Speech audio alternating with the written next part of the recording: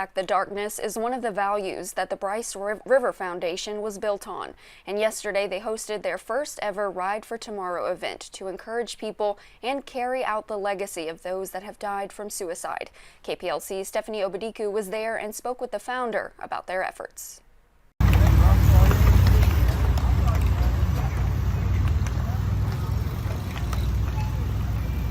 Each year, thousands of people worldwide die by suicide.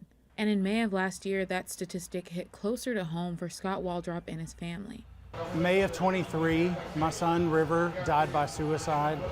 And at the beginning of the year, my wife and I were just kind of thinking about what we could do to put our grief to work.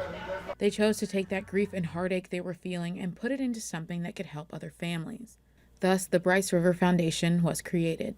We started meeting with agencies and professionals and talking about the work that they're doing here in the area. And what we discovered is Lake Charles actually has a really good support system for mental health and for behavioral health and for suicide prevention.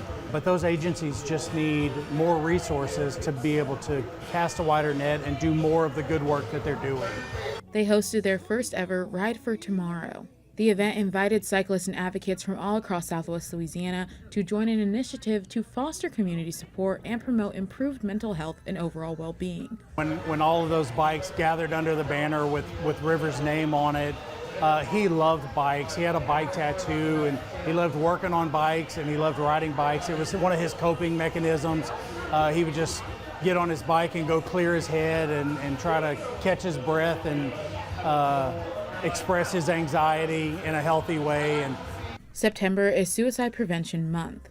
The foundation wants to help raise awareness by placing blue and purple memorial ribbons all across Southwest Louisiana. To remember the loved ones who have died by suicide. We don't want to forget them and what they meant to this community. We want to encourage the families who have been left behind after those losses. The third thing we want to do is just initiate some conversations. Suicide is a really taboo topic. It makes people uncomfortable when you talk about it because a lot of times people, they just don't know what to say. We hope that those ribbons initiate some conversations about a topic that people more than likely would not have discussed. Each year, Louisiana experiences over 700 deaths by suicide, and it is the third leading cause of death for individuals aged 10 to 34. Waldrop hopes that the tragedy he went through can help others who are dealing with similar situations. We believe that all deaths by suicide are preventable. And if you believe that there's no hope for you, you've bought into a lie. And I would encourage you to dig down deep and find the hope that is available to you.